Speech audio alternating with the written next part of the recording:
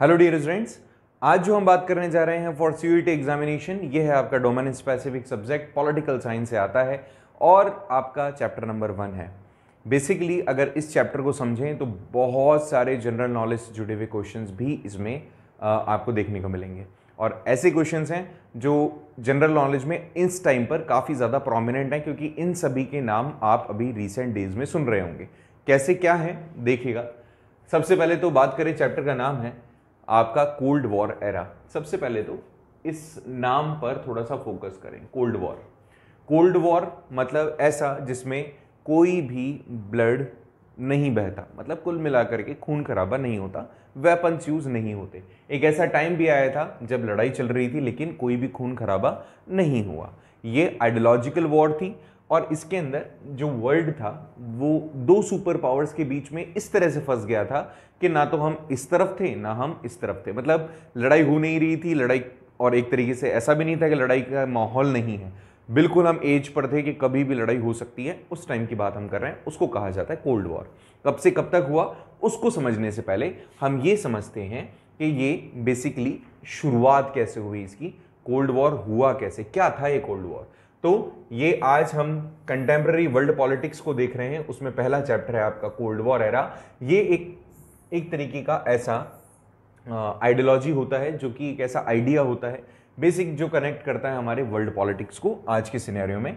अगर आप इसको समझो, मॉडर्न वर्ल्ड को जब आप बात करते हो तो मॉडर्न वर्ल्ड है आपका 1991 के बाद का कंटेम्प्रेरी वर्ल्ड पॉलिटिक्स, मतलब आज की पॉलिटिक्स की बात करें जो 1991 के बाद हुई। 1991 वो साल था जब कोल्ड वॉर खत्म हुआ। कोल्ड वॉर का जब खात्मा हो गया तब के बाद का, मतलब आज हम जिस वर्ल्ड की बात कर रहे हैं वो कंटेम्प्रेरी वर्ल्ड पॉलिटिक्स है। ये शुरुआत हुआ 1991 के बाद।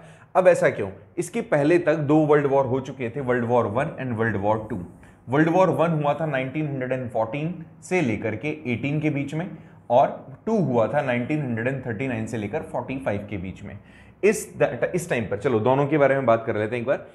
फर्स्ट वर्ल्ड वॉर के अंदर भी कुछ पावर्स थी। एक तरफ जर्मनी था, ऑस्ट्रियन हंगरियन एम्पायर था, दूसरी तरफ अमेरिका था, ब्रिटेन था, इसके अलावा आपके रशिया था। ठीक है, आपस में लड़ाई हुई और फाइनली वही लोग जीते थे। ऐसे ही यहां पर भी हुआ सेकेंड वर्ल्ड वॉर के अंदर भी। अलाइंड पावर्स और एक्सिस पावर में इस बारी जर्मनी का सपोर्ट कर रहे थे इटली और जापान, जो कि न्यूली एक तरीके से नेशन स्टेट बने थे, जबकि यहां पर मंजे हुए खिलाड़ी थे। फ्रांस था, ब्रिटेन था, यूएसएसआर था और यूएसए था। यूएसए हमेशा वॉर के अंदर लास्ट में एंट्री मारता था और इस बारी भी लास्ट में एंट्री मारी थी उसने।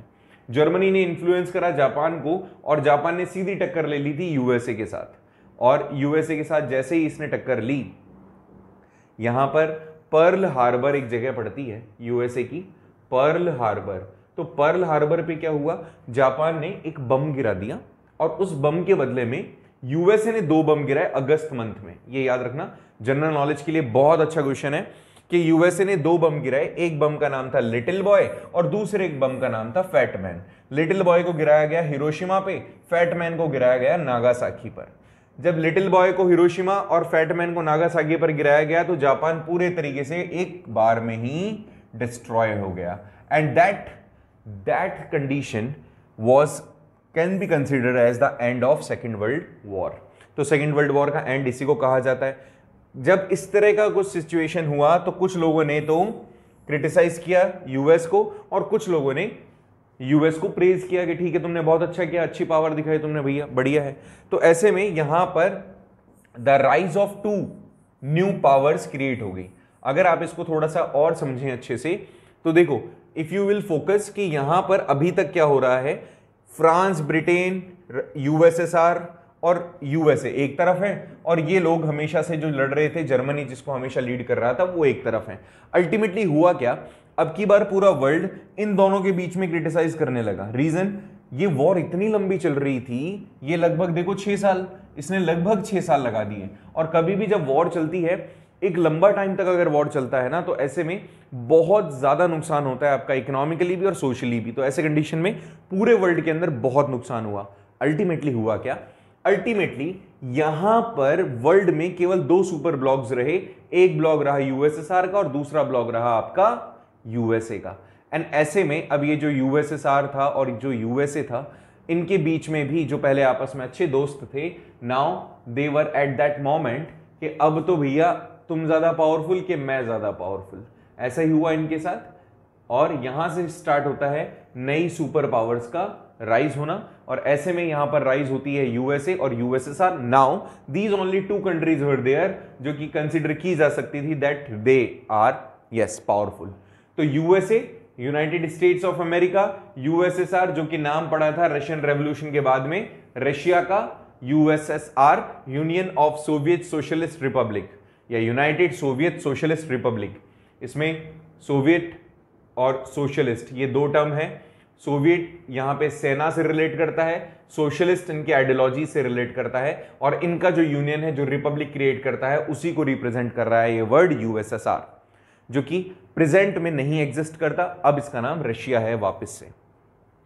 जब यूएसए और यूएसएसआर आपस में लड़ रहे थे तो कुछ कंट्रीज ऐसी भी थी जो कंट्रीज बिल्कुल भी इन दोनों के साथ में नहीं जुड़ना चाह रही थी। बेसिकली यूएसए ने अपनी पावर बढ़ाने के लिए पूरी वर्ल्ड कंट्रीज को अपने साथ में आने के लिए कहा, और इनकी आइडियोलॉजी थी कैपिटलिस्ट और इनकी आइडियोलॉजी थी सोशलिस्ट। अब ऐसे में ये सोशलिस्ट और ये कैपिटलिस्ट आइडियोलॉजी को अपने साथ में लेके चल रहे थे। कुछ कंट्रीज ऐसी हुई यूरोप के अंदर जिन्होंने यूएसए का साथ दिया, इनको कहा गया वेस्टर्न यूरोपियन कंट्रीज। और ऐसे में कुछ कंट्रीज ऐसी थी जो यूएसएसआर के आइडियोलॉजी को बिलोंग करती थी, वो थी आपकी ईस्टर्न यूरोपियन कंट्रीज। ऐसे में अगर आप इसको समझने की कोशिश करो तो जर्मनी के दो हिस्से हो गए, एक हिस्सा जो वेस्ट साइड वाला था वो यूएसए के सपोर्ट में था, और जो ईस्ट साइड वाला था वो यूएसएसआर के सपोर्ट में था। ऐसे में पूरा वर्ल्ड जब इन दो ब्लॉक्स के अंदर डिवाइड हो रहा था, कुछ कंट्रीज ऐसी थी, ये 5 कंट्रीज जिन्होंने कहा कि हम किसी के साथ भी नहीं मिलना चाहते। ऐसे में अगर आप देखें तो इंडिया, घाना, इजिप्ट, इंडोनेशिया और यूगोस्लाविया, ये वो 5 कंट्रीज हैं जिन्होंने मिलकर के एक मूवमेंट स्टार्ट किया जिसको नाम मूवमेंट कहा गया। नाम, नॉन अलाइंड मूवमेंट, कि ना तो हम किसी के साथ जुड़ेंगे और ना किसी से इस वॉर में कहीं ना कहीं इन्फ्लुएंस होंगे, किसी भी तरीके से हम इसमें पार्टिसिपेशन नहीं करेंगे। ये बात तय हो गई और नाम बन गया। नाम के अंदर ये 5 कंट्रीज आती है, याद रखना इसको, इंडिया, घाना, इजिप्ट, इंडोनेशिया और यूगोस्लाविया। ये कोल्ड वॉर होता क्या है, ऑलरेडी मैंने आपको बताया, ये एक ऐसा सीरीज था जिसमें कोई खून खराबा नहीं हुआ, लेकिन हाँ टेंशन जरूर बना रहा 2 सुपर ब्लॉक्स के बीच में, जो कि एक था आपका यूएसए और दूसरा था यूएसएसआर। ठीक है, आगे देखो, इस इवेंट में, इस टेंशन के अंदर एक जो इंसिडेंट सामने आता है वो है Cuban missile crisis. Cuban missile crisis, अब ये जो क्यूबन मिसाइल क्राइसिस है इसकी शुरुआत कब होती है, तो पहला क्वेश्चन आपके लिए बन जाता है, क्यूबन मिसाइल क्राइसिस कब शुरू हुआ? It was started in 1961। थोड़ा सा गौर करोगे तो क्यूबा कहां पड़ता है, अगर आप वर्ल्ड मैप देख पा रहे हैं तो देखिए, यह है आपका नॉर्थ अमेरिका, यह है आपका साउथ अमेरिका। तो ऐसे में नॉर्थ अमेरिका साउथ अमेरिका के बीच में ये जगह है जो कि क्यूबा के नाम से जानी जाती है। ये जो पूरा पार्ट है ये है यूएसएसआर। ठीक, अब हुआ क्या, यहां पर से अगर आप गौर करोगे तो बेसिकली यूएसएसआर ने इन्फ्लुएंस करने की कोशिश करी इनको, और क्यूबा इनके इन्फ्लुएंस में आ गया। ऐसे में क्यूबा जो कि यूएसए का पार्ट था, उसने चैलेंज करना शुरू कर दिया किसको? यूएसए को। ठीक है, तो ऐसे में अब देखो यूएसए के साथ क्या हो रहा है, यूएसए एंड यूएसए, ये यूएसए है। ठीक है, ये वाला बीच वाला पार्ट नहीं है यूएसए का। ठीक है, अब आ जाओ, देखो क्या होता है, इसको थोड़ा सा और समझते हैं अपन।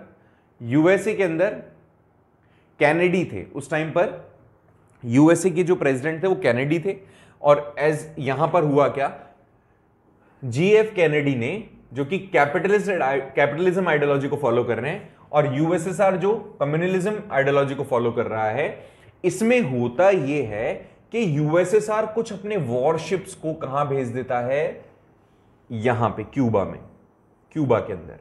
और जब क्यूबा में अपने वॉरशिप को भेजा जाता है तो बहुत टाइम बाद पता चलता है यूएसए को कि हमारे अगेंस्ट में, या फिर आप देखो यहां पर, इसको थोड़ा सा ऐसे समझो, यहां पर इसको थोड़ा स्किप करते हैं। यहां देखो, इन्होंने क्या किया, वॉरशिप्स भेज दिए अपने, क्या भेजे? वॉरशिप्स, अपने वॉरशिप्स यहां पर भेज दिए, ये चले गए, और ये वॉरशिप्स कहां पर स्टैब्लिश हो गए? यहां पे। क्यूबा के अंदर। और इसको पता ही नहीं है, यूएसए को पता ही नहीं है कि मेरे अगेंस्ट में, मेरे ही इलाके में रशिया ने क्या कर दिया है, वॉरशिप्स भेज दिए हैं। और वॉरशिप भी कैसे, जिसके ऊपर न्यूक्लियर वेपन्स एस्टेब्लिश थे, न्यूक्लियर वेपन्स थे, कभी भी इसके एक इशारे पर वहां पे न्यूक्लियर अटैक हो सकता था। अब जब ऐसा हुआ तो बड़ा टिपिकल सिचुएशन हुआ। अब देखो इसमें होता क्या है, आगे देखो। पहले तो एक चीज और इसमें देख लो तुम, ये जो हम प्रेसिडेंट की बात कर रहे हैं ना, इनके प्रेसिडेंट भी आप याद रखें, कैनेडी आ जाएंगे इधर, तो इनके प्रेसिडेंट तो आ जाएंगे आपके कैनेडी, सेकंड प्लीज, ये आगे कैनेडी, इधर से आ जाएंगे खुर्शीव यूएसएसआर, और यहां पे आ जाएंगे कैस्ट्रो।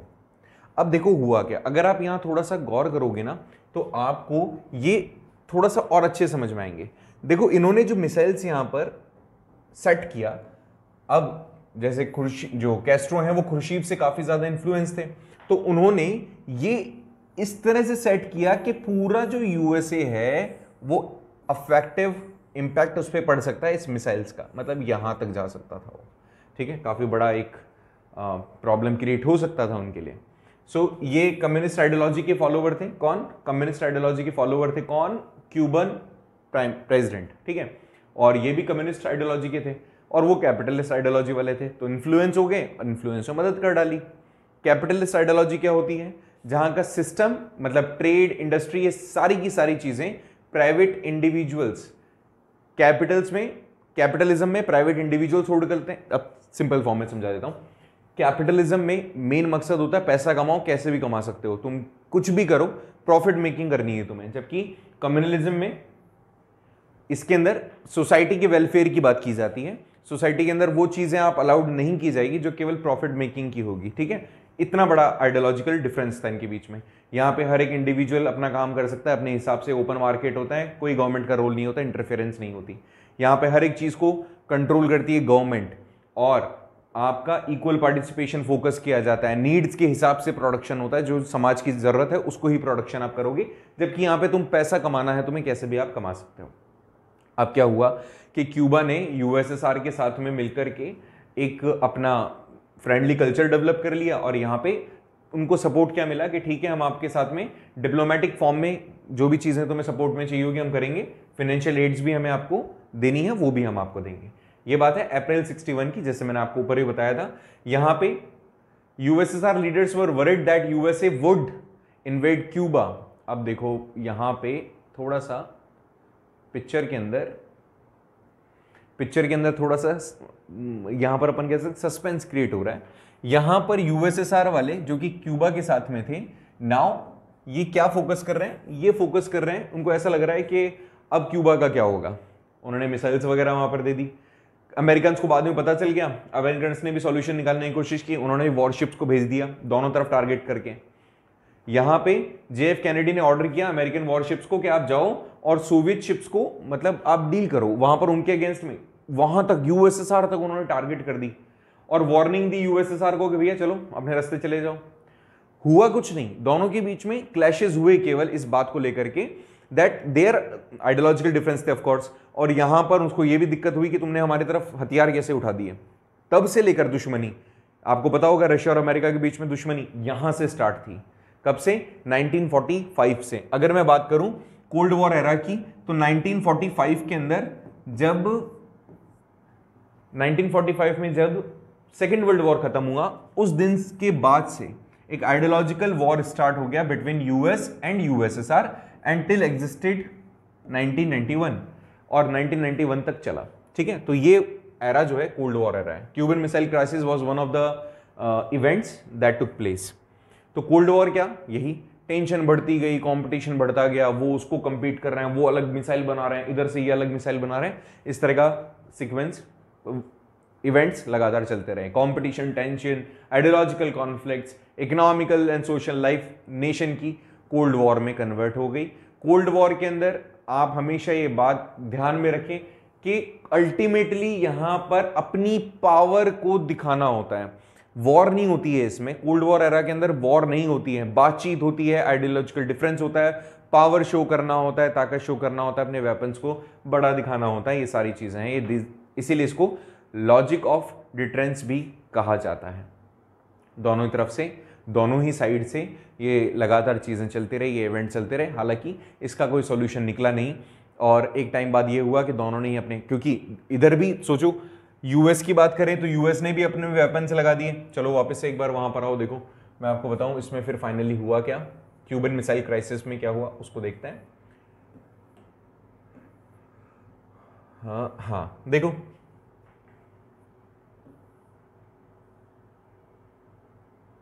ये वर्ल्ड मैप है। जब इन्होंने यहां पर इनकी तरफ टारगेट कर दिया, किसको टारगेट किया इन्होंने, न्यूक्लियर वेपन्स वाले शिप्स को, इन्होंने भी न्यूक्लियर वेपन्स वाले शिप्स को टारगेट कर दिया।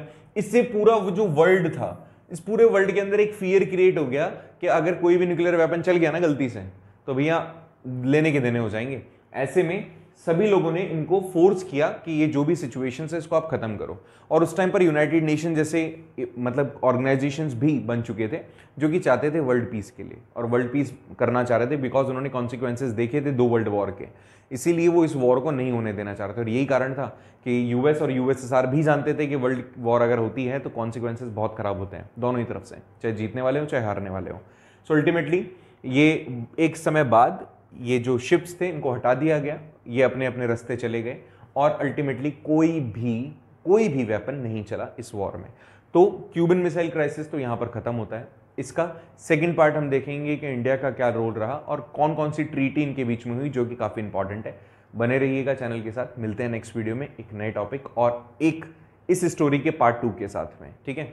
Thank you so much for watching this video, मिलते हैं नेक्स्ट वीडियो में।